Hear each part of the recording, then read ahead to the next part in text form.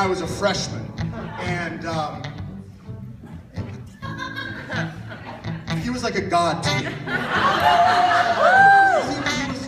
He was Romeo, and he was so good, and he was so handsome, and it wasn't really fair because weren't you like 40 when you played Romeo? The only Romeo in history to receive mail from AARP. Ladies and gentlemen, please welcome to the stage.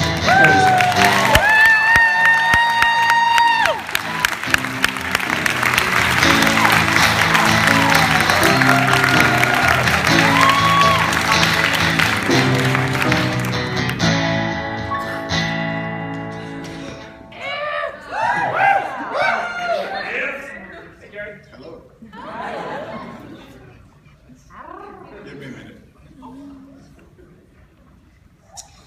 You know, it's just not working out like they said it might. Would you all put your clothes back on, please?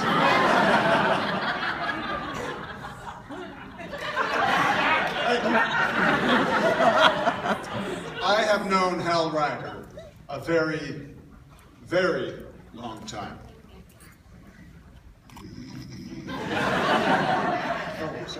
Hal, yes. But as long as I've known him, Hal has a much older friend. Someone who's been there from the beginning. His sisters know about him and his ex-wife knows about him. But he's kept this old friend pretty well hidden from the rest of us. Until now. Hal, it's my pleasure to bring to you tonight one of the greatest influences on your life. Someone who taught you how to think, how to speak, how to dress. Someone after whom you've done very well in modeling yourself. Mom?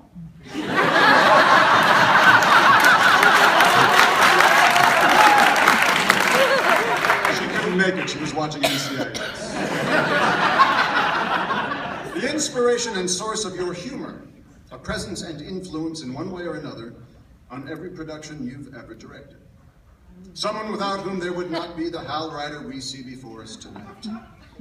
Hal Ryder, your oldest friend.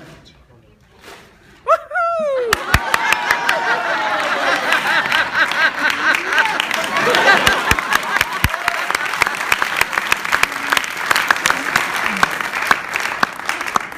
Seriously. Well, there's plenty of matter for roasting about Hal. I'd like to pause the funny stuff for a moment and talk about Hal's partner of 22 years, Dallin Shepherd.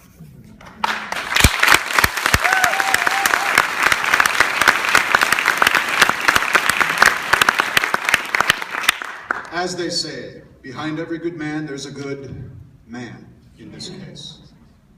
I came to know Dallin through my friendship with Hal over several decades, and some of you here tonight might have known Dallin as well. If you did, you'll know that Dallin was many things to Hal. His closest friend, his partner, and yes, even at times, his nemesis. But always, in whatever manifestation, Dallin was the center of Hal's life from the moment they met in May of 1991 to a few years ago when Dallin passed away. Dallin was 13 when he had cancerous thyroid and the gland was removed. The doctors gave him 1.5 years to live.